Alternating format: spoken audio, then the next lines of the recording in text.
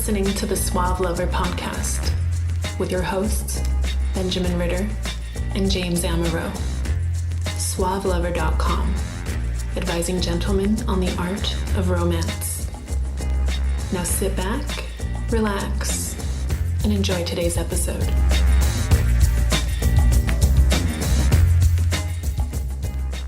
Well, okay, so there's a trillion reasons that you'd have sex. It's like, you're bored, you're just kind of horny, you're tired, you do it because of duty, whatever. But if you really want to have... or with somebody else? Well, either. I mean, so what I'm interested in is what would allow you to have really good sex. So either very romantic or very intense or very, very fucking hot, stranger anonymous. Asians. And if you're going to do that, if you're actually going to have really good, constructive sexual experiences, well, it helps to know what sucks, what ruins it, what are your turnoffs or pet peeves or whatever. Because it's easier for me now to lose interest or get turned off in certain situations, and it's because I got a couple of pet peeves. It's because I know myself pretty well, and I'm like, oh, I can see this not going very well. I can see this not ending very fun for either of us. One of the number one way I'll get soft is if I don't feel that we're on the same level. Either I'm into it more or I'm into it less. Kind of a way. Yeah, right. And then the effort's not there to make sure you're on that level. Well, that's the thing. It's that you're going to be like you're not that really into it. We said it before. Sex can be, at least, it can be a really altered state. It can be, an afternoon like masturbation session, but it usually is, if it's any good, it's like getting into an altered state, really getting into it. And so do you know what really fucking turns me off? I like clap on. I like point was that easy. I like industry girls. I like strippers. I like bartenders. I like tattooed girls. I like girls who look like that's a good conversation. They're crazy. I look crazy. Wait, can I predict what you're gonna say? Yeah. When you look sexual but you're not sexual. That's a turn on? No, turn off. Oh, yes. Okay, so what seems to be funny is there are the girls who have got that sort of like that image that I'm a bad girl. I'm wearing like a too short a skirt and I got tattoos and whatever else. The problem is a bad girl, awesome as it is, often thinks that to be a bad girl, she's got to act like a bad girl all the time. And so what they do is they pick up the crazy shit that the porn stars do. And they say shit like, oh, daddy, do it hard. Seriously, I got called daddy and I was told what to do by a girl. Do me harder, do me from behind. I don't know what the fuck. Who do you think is in your... First of all, am I daddy? How am I daddy? Ick. And if you start telling me what to do as a control freak, as a self-avowed pervert who likes to gag a bitch, and I don't do this because that wasn't our negotiation, this is not working for me. But it's the explicit, ooh, that makes my pussy so wet. It's like, are you serious? Did you just verbalize that? I mean, moans are awesome. Oh God. The dirty talk is good to an extent. Extent. I agree. In a really annoying situation is when someone just goes overboard. Well, I think there's me harder. Difference between dirty talk and foreplay and I want, and in the middle of the act, trying to fucking literally cheat out to the camera that you imagine is going on there. This is weird to me. And I think it's because porn is de facto education, and all too often it's like, I saw that in porn and I guess that's what guys like. I had a girl the other day when I was working be like, my boyfriend really just wants to come on my face. Come on my face. Yeah. And she's like, why does he want to do this? Why does he want to come in my face? It's a very porn thing.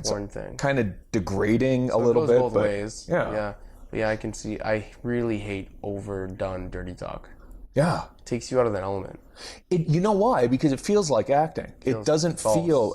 That's exactly what it is. And you're not in that state. You're not on that level. You're like, you almost feel like you're hearing lines. It seems so fake to me. Do you think they do it because they really want to say it, or they do it because they feel like they have to say it? No, I think that it's one of those things where it's like, oh, I guess people say these kinds of... So copulation is an organically arising... I mean, cats can do it without having words and whatever else. So that's going to happen in the species. But having good sex is a learned practice behavior. And again, if porn is our educator, well then, you see crazy shit happening in porn and you start to emulate it. Why the hell aren't girls trimmed better? Girls in porn are shaved usually, or they have like a landing strip. Yeah. They're clean, they're tan. Yes. But then you get these girls that they don't shave, they don't take care of themselves, and then they also don't move. If you're talking about porn, these girls like jump on top, they're doing acrobatics and somersaults and back bends. And one of my biggest pet peeves is laying there and not putting any effort into the like sexual experience. Where it's kind of like, oh, you can do it, go right ahead. just pump away. Good luck with that, mister. Yeah. I'll tell you when you're done. Boring lays, dead lays. Sure. No, but here's the thing. I can take advantage of that in some situations. If I can tie a girl up, I'm trying to restrain her, that's fine. That's gonna be cool. But if she's just not into it, or she's not, there's a difference. Physically participating. There's a difference between laying there, not moving much, and not participating. Yeah, that's right. That's what we're talking about. Not participating. I agree.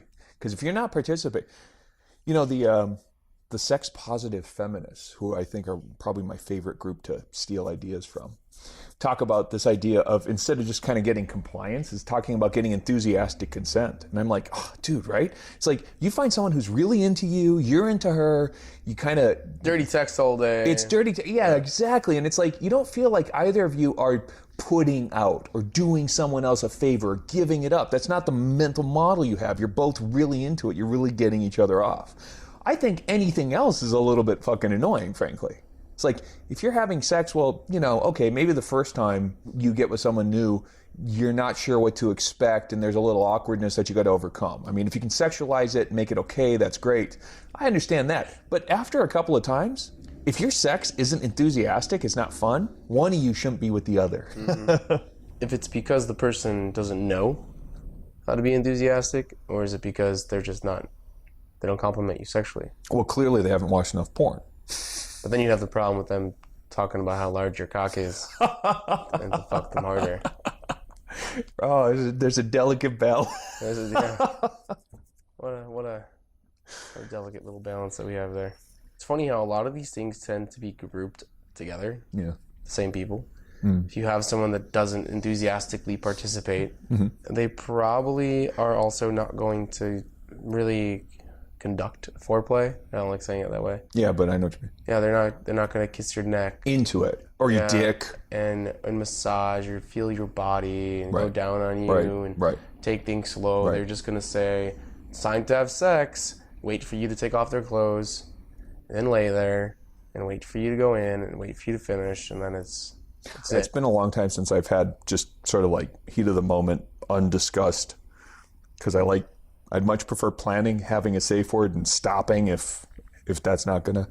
But it's like, it seems to me that going in, sort of not talking about it, hoping for the best, and sort of just not being a participant in your own, I think that's my pet peeve. I think that's the way to say it, is if she's not sort of taking responsibility for getting herself off, I'm not sure that I'm going to magically figure out what to do. Because even though I've been around for a while, I've done a lot of things with girls, I know what a lot of parts do, and I know what a lot of girls like. But because I know what an average girl would like, doesn't mean that this particular instance is the average. That's what makes me not stupid, is I don't confuse an instance for an average. So when a particular girl comes along and it's like, maybe this girl's like she really likes to get her clit touched, right? Like just loves a little rubbing. Or maybe it's really sensitive. I met plenty of girls where it's a little too sensitive if you rub for a little while. So you can't do that kind of fun jack off thing. Some girls love the G-spot, and some girls it's like, I gotta pee. I don't like it.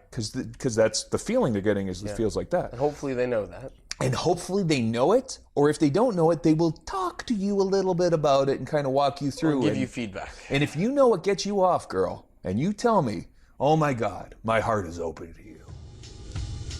The Essentials by Benjamin Ritter is your concise manual for life improvement and success with women. The Essentials has been called a straight-to-the-point lesson in the lost art of being a man. Packed with insights, this book will transform the way you think about dating and relationships. Get your copy of The Essentials by Benjamin Ritter at Amazon.com or in select bookstores today. Even worse, you kind of know, because like, this is how you jack off, this is how you get yourself off, and you don't tell me what you like. So we go at it for 2 hours and you still haven't kind of, because I haven't found the right angle or the right dirty words or the right, grab you by the scruff of the neck that does it for you. Well, shit. Would have been nice to get a memo, right? And to say to that fact, every guy should be reading every sex book he can find. She Comes First. Mm-hmm. What else we have? The Sex Bible. The Holy Bible. A lot of sex in there. Really? A lot, surprisingly. Holy Bible? Really? There's a lot of really good resources, and you need to learn a lot, and then take it with a grain of salt because everybody's different. But yes, right. That's the thing though about being self-aware. A lot of women, they're not aware of themselves or aware of you, right? And they think you're the same as another guy they used to be with. That's right. So they'll do the same technique that got their guy off a long time ago, and not even ask you to see if you like it, or not even watch how you respond. Right. Oh, he likes it when I scrape my fingernails along his thighs and bite him on the tip. There's certain things that just don't work for everyone. That's probably one of them. And there's no self-awareness. There's no okay, I'm doing this thing. Does he like it? Very rarely will I meet a girl that is listening to my reactions and waiting to see how I, just sitting there responding to how I respond. Start having sex and they go along their little outline that they know how to do, and then that's the end. And they don't deviate from that outline. Yeah. So what do you do then? How do you handle those types of I don't know, because it's like you said, sexual encounters? I have the pet peeve of other the than one have sex with their sister. I mean, the one size fits all thing is bad advice, but the real specific thing that I hate is that Cosmo says guys like to have their balls roughed up. Give guy a blowjob, play with his balls. Out there. There's a lot of bad advice out there. Don't touch my balls. Listen, if you're listening to this podcast and we're having sex, or if we're not listening to this podcast and eventually have sex, anyone who ever want to have sex, ever, don't play with my balls. I don't know how Cosmo got it in their head. Guys like that have their balls played with. I don't mind a little bit of ball play. You know what I mean? A light graze with your hands on my thighs is like a light graze on my balls. Do you want me to piss? Do you want to tickle me into pissing? Quit touching my balls. There are nerve endings. Oh, God, there are. Don't mess with them. I don't mind. Horrible. You always have to piss at the worst time. Yeah, well, I mean, that's true. Empty the bladder beforehand and all that stuff is right, exactly. Because when it comes up on you, and it sucks. That does suck. Yeah. Knife play, that's a real pet peeve of mine when all of a sudden she comes out with a knife. Yeah. Taser. Yeah. Shotgun. No, there's a lot of bad advice out there. And if you bother to learn what gets you off and ask, check, I think vanilla people, because kinky people do this all the time, right? Kinky people have to negotiate a scene. So you got to talk about what you're going to do before you do a scene. You talk about your safe word. You say, is this okay? If you're the person who's the top, who's running the scene, you may have some things where you just got to explain some limits. Kinky people negotiate because we're taught to negotiate. I don't know if vanilla people just fuck. Everybody needs to negotiate. How do you not say? Vanilla people, let's get drunk and let's go have sex. And it's and hope for the best. And kinky people understand, I know what I like. This gets me off. I'm attracted to you. We have a connection. Maybe we should discuss having sex.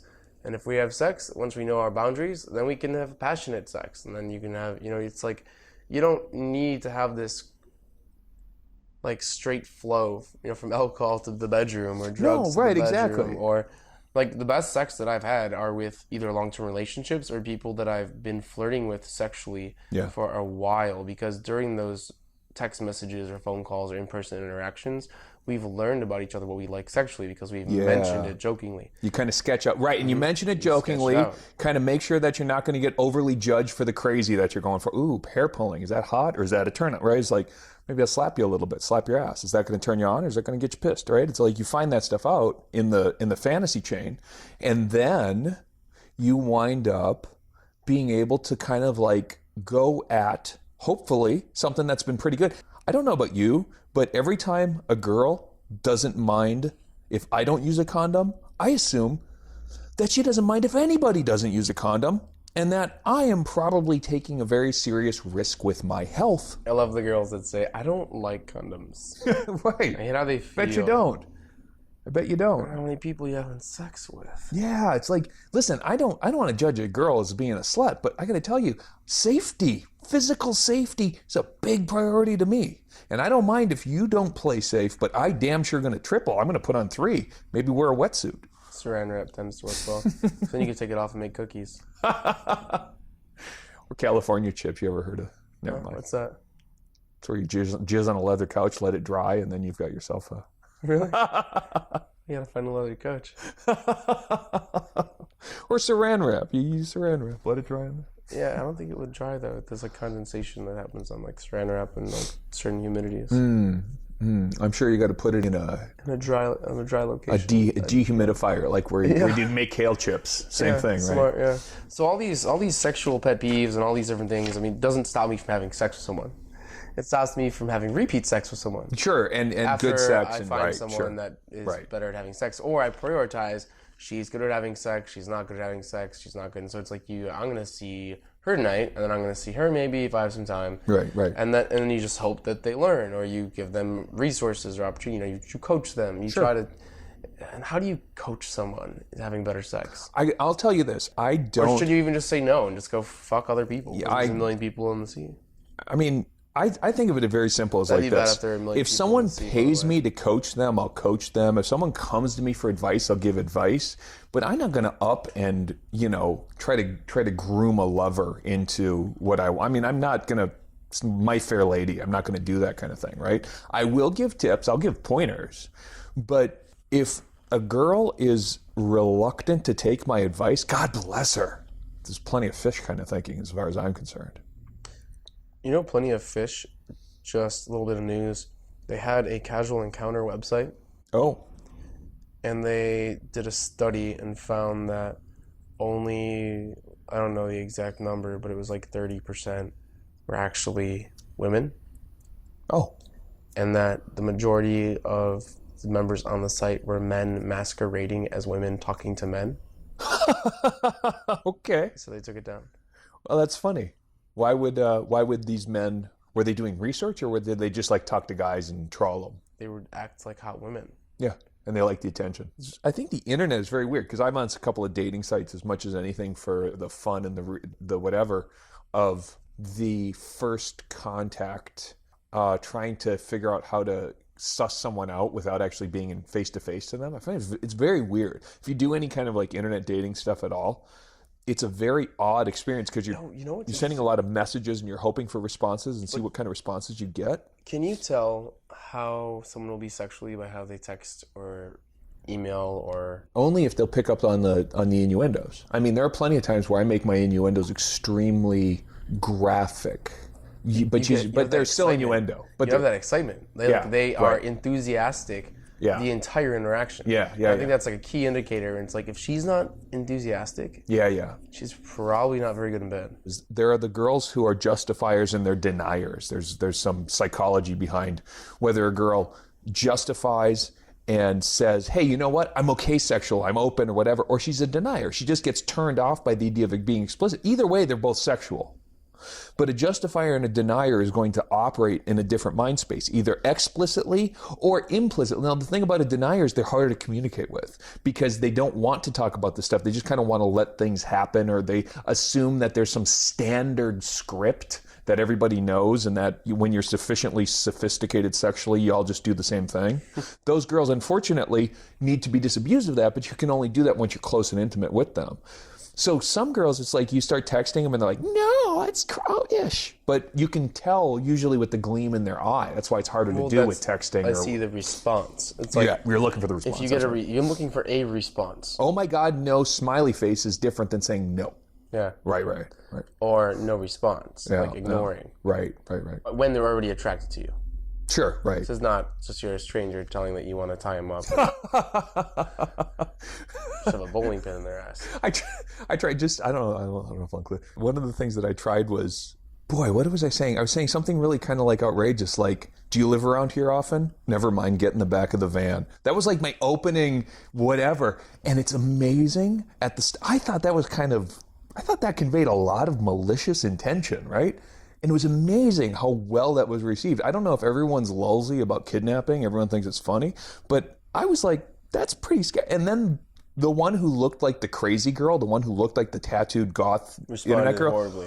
Was like, oh my God, you're right. Responded horribly. And I'm like, well, somebody took a joke way too seriously. And it's funny, in my profile I say, people often say they can't tell whether or not I'm joking, or they ask me whether or not I'm joking. And my answer is, how the hell should I know? It's a joke of a joke, right? Joke. So if she doesn't get that, I'm going to assume that either she's not playful or she's not bright. Mm-hmm.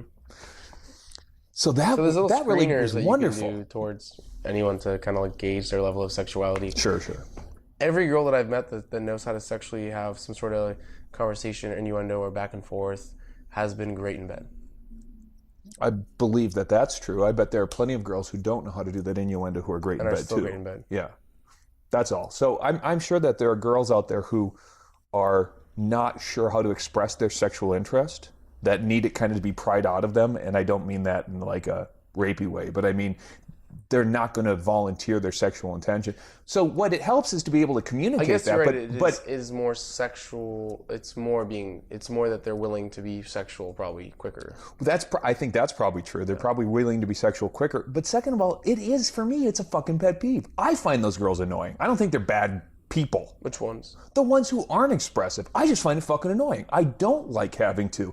I don't care to do the work to get to know a girl in a great amount of detail and make her okay with her sexual prospects if I don't know that the sex is actually going to be any good. Because what if you're sexually incompatible? What if you're not into the same stuff? What if you're actually... Have you ever had a geometry problem? Have you ever had a bad physical fit? Oh, man. And I actually find that tends to fix itself over a long period of time. Okay. But initially, for the first 5 months, it's horrible. You don't fit properly, you maybe slip out here and there, or your hips hurt each other. It's really strange. There was a girl I dated for a while where it was we had just this thing where... I've tried to look up information on this, by the way. There's nothing. Really? At least that I could find. It's basic geometry. Everyone's positioned a little different. Everyone's got a bigger sized dick, a depth of vagina. All that stuff varies. The thing is this girl was about a half an inch, maybe 3/4 of an inch shallower. And I'm not it's not like I'm, probing her with my 2-foot-long monster. But it didn't fit unless we did a very particular missionary arrangement or we did it doggy style. And that was how the thing, and that means that when she got on top, it was too deep. And when I would sort of do my whatever kind of sideways shit, I fucking hated it because it was just physical fit. Sometimes when you fit, it's this is hand in glove. This is nice. I don't even have to move and it feels like we're moving. But it's not even just fitting internally, it's fitting your hips and your legs and That's right. It's the geometry of the body type. The geometry of the copulation works really well and you're not getting in each other's way. So when you go, instead of just going to talk to a girl, just knock her to the ground and get on top of her missionary position and see how it feels. Well, duh. Yeah, and you knock her to the ground, that's attraction. That's right. She gets turned on. That's right. You get on top of her and you ask her. That's comfort because you're close. You're establishing intimacy. Yeah. That's right. That's right. Yeah, disclaimer. Do not knock anybody down and get on top of them like you're going to have sex with them. No, but if you do knock somebody down, you should actually have sex and make it worthwhile because you're going to prison anyway. Disclaimer number 2. I'm not affiliated with any of James's conversations or topics. Actually, Facebook is now feminist movement or just women against violence and brutality and those types of things. Good. Facebook will take down pictures of women breastfeeding. Oh. So my entire photo albums were taken down. Oh. No, but they won't take down photos of a woman beaten and it being bitch couldn't cook dinner. Things that are very derogatory towards women and abusive. And so these women groups they took screenshots or... WHAM, Women in Action Media, I think it's called. Have you ever heard of it? Oh, yeah. They took photos of the advertisements next to these types of photos. Yeah. And they sent it to the corporate offices of the advertisers. Of those advertisers. Oh, yeah. So the advertisers put pressure on Facebook. Good. As far as I'm concerned, Facebook isn't 4chan or isn't Reddit. I mean, I think Facebook isn't an open market. It's a private company. It's a private company.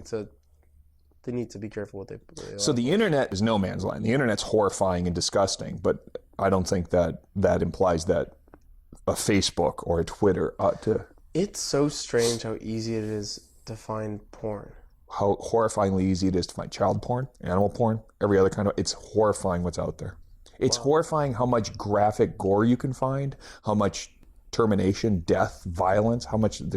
It's horrifying. There's so much stuff. And now everyone's got a dash camera. So, I mean, you just see the daily life stuff that you would not have noticed going on around you, and it's being recorded all the time. Can you wait till Google Glass? Basically, did you ever see a movie called Videodrome? I believe it was called, and it was. I forget that the listeners can't see me shake my head. Oh, it was probably like 1980, and it was a recording device where it might have been called Brainstorm. I can't remember. Whatever it was Natalie Wood's movie, and that's why I was thinking is so it's about these people, these scientists who record experiences, and they were using it to record porn and other things like that, and you would replay a subjective experience back like you were there. Google Glass is this close. It's like this close to being able to just basically Well, clearly you can watch what other people are doing. So it's first person perspective. It's gonzo, you can record stuff, but it's not going to be very far. I think in a decade, we're going to have first person full 24/7 life cams where all you do is you watch what other people watch. Porn stars. Of just boring people too. I bet doing boring have sex things, but it'd be like John Malkovich. Yeah, live feeds of boring shit. Exactly. Maybe some people can learn. Now they have these reality TV shows. Why aren't they having like a reality sex show? This is how you have sex. Well, why isn't it popular? I think there's a reason for that, because we had Real Sex and we had some other things on HBO. I think the reason is, where are you going to get a greater profit? Sex education or porn? I mean, if you're going to go... Well, we said porn. Yeah, porn is purely for profit. We said this. Well, that's the thing. If you're making a decision about where you're going to invest as a company... If you're an educator, you might be Nina Hartley, you might be somebody who's actually interested in educating a population and, making it fun and titillating. You might be one of those people. But chances are good. If you have a choice to go into that dark direction anyway, into that taboo space, you also have a choice to go into porn. And which one is going to entice you? Where's the profit going to live? I mean, what advantage would there be in making straight up, legitimate, good quality sex education? It is incredible that there are sex coaches and sex therapists that will go and direct you while you're having sex. Yeah.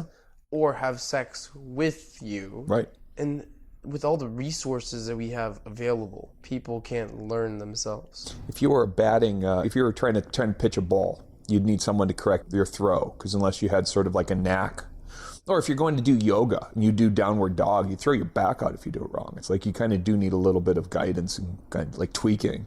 You're right.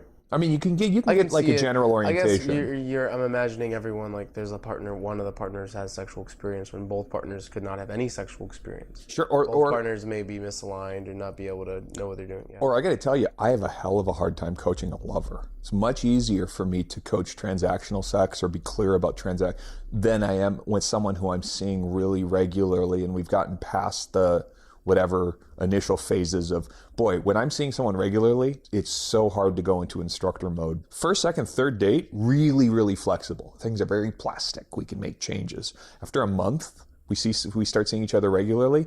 That stuff I think you need to start directing a little bit more. Things are bound to get boring. And that's when I start saying things, I need this, I need that. Nope, do this, nope.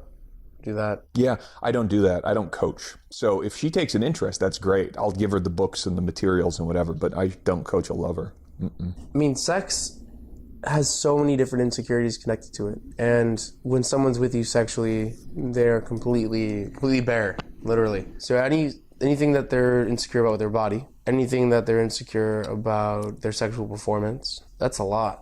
I mean, what else are people insecure about? How they're going to feel or be treated after, the consequences of, sure, but that kind of stuff, right. Well, do you watch porn with the girl you're seeing? I've pulled up porn with her. You have? Yeah. Recently or a while ago? A while ago. She act on it? I think that's probably why it wouldn't occur to me to coach. It's like, I don't know if maybe it's because ever since I was divorced, I found girls who have either got that figured out or don't, and I see more of the girls who got it figured out and less of the girls who don't, or what it is. I mean, but it's like... You have to, sexually, you have to see the girls that haven't figured out. Yes. That's it. It's like, and I'm sorry, but that's how it is. You probably watch the same porn as me. You probably know exactly what kink.com is if you and I are interested in each other. I mean, there's no need for coaching. There may be need for negotiating. There may be need for direction. Certainly communication. Comfort. Certainly need for comfort. Yep, communication. Trust. You better believe it. Hard for a girl to bear herself into that level of insecurity when she doesn't trust you. I mean, the porn is available to everybody. And thank God it is, because otherwise we would have boring, conventional, meaningful sex. And now we can have exciting, violent, I disagree. meaningless sex. I think people were having this kind of sex forever. How to Start a Kinky Relationship by James Amaro is the definitive guide to successful, alternative, romantic relationships.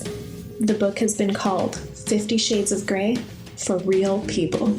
Educational, informative, and irreverent, this book has something to offer anyone who is curious and sexually adventurous. Get your copy of How to Start a Kinky Relationship by James Amaro at Amazon.com or in select bookstores today.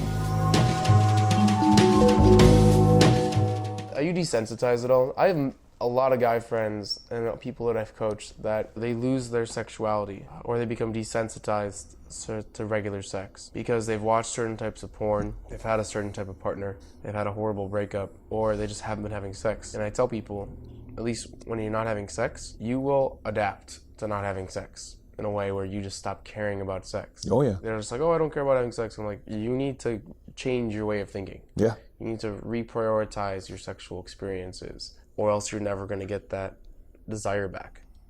And sex will suck. And sex will be... It'll be boring. It'll not be a non-priority, and you will wind up with a shitty arrangement. Yeah. With or without somebody, but either way, it'll be a shitty arrangement. I don't think that I've been in anything that's lasted any length of time where there hasn't been a real kinky subtext, if not that being the basis of things. So it's hard for me to imagine, because that is my fetish. That's what gets me off. And vanilla sex, I do think, is kind of boring. So I think I can become desensitized to, but I don't think that, next week I had to have someone take a shit on my chest in order to experience something. So what's funny is I don't think that slippery slope thing is the same as there's going from not sure what you like to discovering some things trial and error. But I don't need anyone to tell me that I don't want a fucking banana shoved up my ass. I don't need to experience it to know. So there's things that you want to try. Cucumber taught you.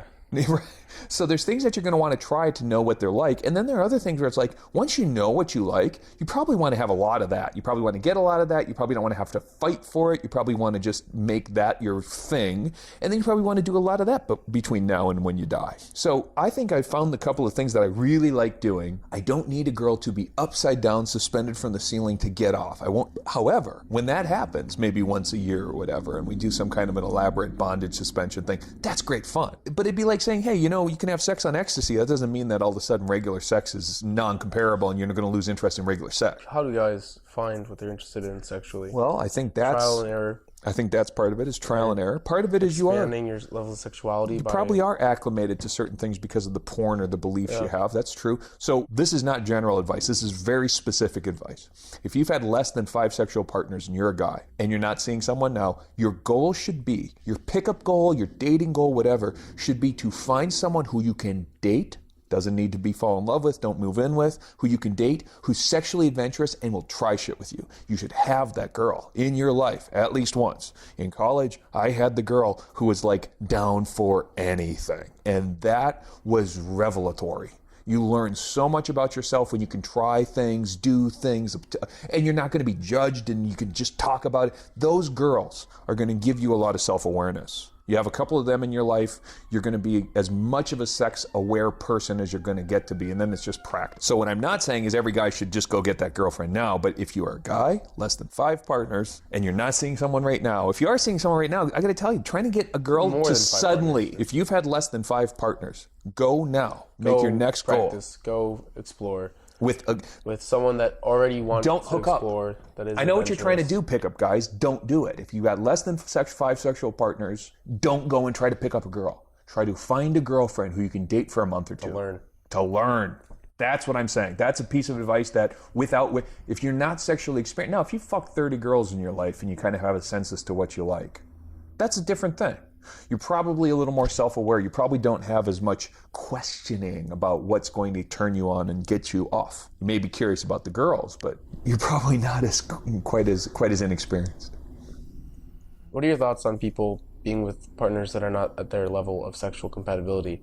So you go through these experiences, you figure out what you like, you find someone that you want to settle down with, or 3 that you want to settle down with. How important is it for that person to want to explore sexually with you? They need to want to please you and learn what you like. So I kind of answered my own question. To want to settle down with them, you mean? Yeah. Well, I think if you want to settle down, Okay, So you settle down with someone that can please you sexually, there's no meaning. among other things. There's no meaning to a romantic relationship if not sexual access rights. Either you allowed to have sex with that person, or they deprive you of sex with other people, or So cheating on it. what I was getting at is that's the importance of exploring your sexuality.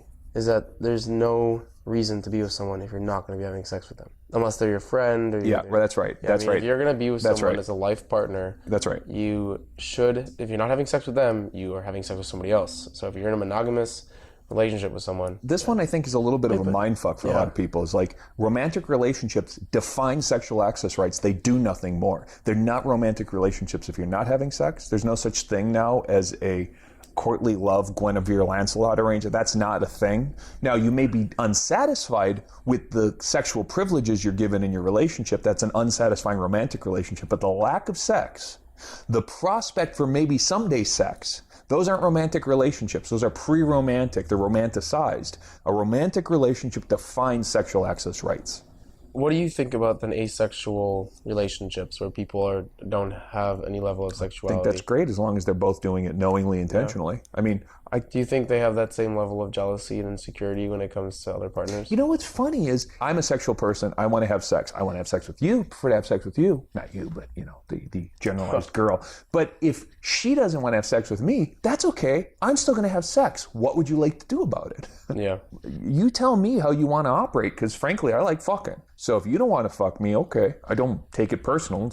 No one's going to like so me. you know. But just so you know, just so you're not caught off guard, I'm going to keep fucking. So what I think We're not happens in a is, relationship. We're friends. funny statistic recently, I think that divorce is at its lowest level of moral judgment in a national poll. Like 60% of people think that divorce is okay. Okay, that's new, because it used to be that half of the people thought divorce was wrong. I don't remember the precise number, but this is what's new. The number of people who consider cheating to be wrong or seriously wrong is at its highest ever. Cheating is the new taboo.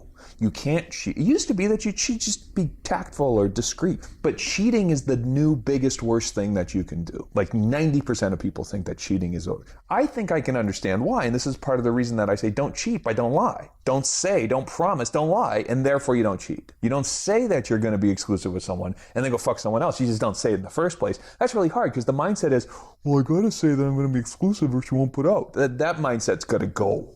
I think that's a really bad mindset. It's destructive. But if the mindset that we have now is that cheating is the bad thing, then I think it's in everyone's interest to figure out what exactly is cheating. I think cheating is breaking your word. I think cheating is a violation of what you've agreed to. I do not think cheating means fucking other people. Because if you both understand and you both know and you say, I'm going to fuck, I'd like to fuck you, but if you don't want to fuck me, I'm still fucking, no one cheated. Because I'm not playing by your bullshit rules. I'm not playing the game that I'm not playing by the social society standards for That's right, and that's really hard to do. That's really, really difficult. That's what poly people do. Arguably, that's what swingers do. That's what single people do. There's no cheating when you're single. You're not cheating because you're not agreeing to anything. Singleness is a different thing than cheating. We don't have sort of like the collective belief that everyone is a good evangelical, everyone is a such and such, but we do still think that lying's a bad thing, roughly speaking. Yeah. Roughly, we think lying's a bad thing. Most of us. And so I think that's why cheating has become the new social taboo, the social standard that they're going to measure against. That's what I believe, but I don't know that it's evidence. Me about the amount of negative press that has hit like Tiger Woods and all the politicians. Oh yeah. I mean, you cheat and you lose all your sponsorships. Yeah. And people, it's like cheating is anti-American. Yeah, right. It's strange. It is only American viewpoint. Like I say, there's a reason that concubines and mistresses have names and we know what they are. They're defined for a reason because they're institutionalized for a reason. Was it the dead Italian prime minister's wife invited the mistress who was not going to go to the funeral to go to the funeral? I mean, it was like, so understanding that we have different expectations doesn't mean you suddenly don't get to have some tact. I think right now we're in the midst of not knowing exactly how to deal with. So cheating. Anthony Weiner's running for New York City mayor. It was only 2 years ago that he was a disgraced congressman. I mean, I think that it's a very recoverable sin. I think that one of the reasons though why people cheat though is like we just mentioned that you're not getting what you desire, what you need. So if you're in these types of sexual relationships, and a pet peeve doesn't mean you're not getting what you need. No, I mean, a pet peeve it's is not a pet deal peeve. breaker. That's right. That's right. But when there are deal breakers, like you don't coach, but you tell them what you would want, and they're not self-aware, and you're not getting what you need sexually, or if you're just not even having sex. Yeah. And those are deal breakers. Those are deal breakers. People think Beethoven died of syphilis. I think there's a debate as to whether or not that's true. Well, okay, if Beethoven died of syphilis, now what? Now if you got syphilis, God forbid, or I did, we go to the clinic on this corner, right there, and we go and get ourselves a pill. Still wear condoms. Still, but that's right, because there are other things that are going to get you.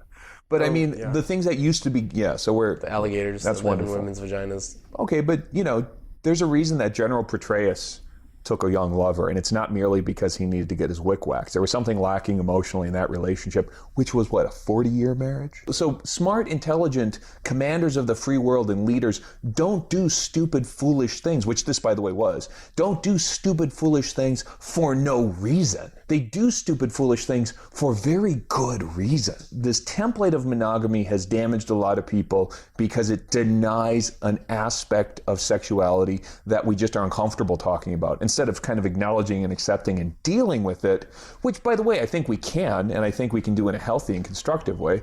This idea of monogamy, I mean, I feel that if you just accept the fact that some people just, at least until they're older and don't have the options that they do now, they're gonna play around. There are these groups of people that don't believe in monogamy and these thoughts, and that our instinct has nothing to do with monogamy, that how we evolved as humans has no basis in monogamy. And if you just accept that, and if you want to be monogamous, but accept that, I think you free your mind and you're able to think more sexually and accept more ideas of sexuality and to experience more things sexually. And you can come in, I think it would just, help people's insecurities and confidence and create a much more sexual world. It's very tricky to figure out how to lay this out, because on the one hand, we were non-monogamous. Monogamy is a choice. Monogamy is a discipline or a commitment, or however you want to organize your thinking around it. But so in the same way that you sort of admire someone who has the fortitude to exercise every day and stay on a diet and not put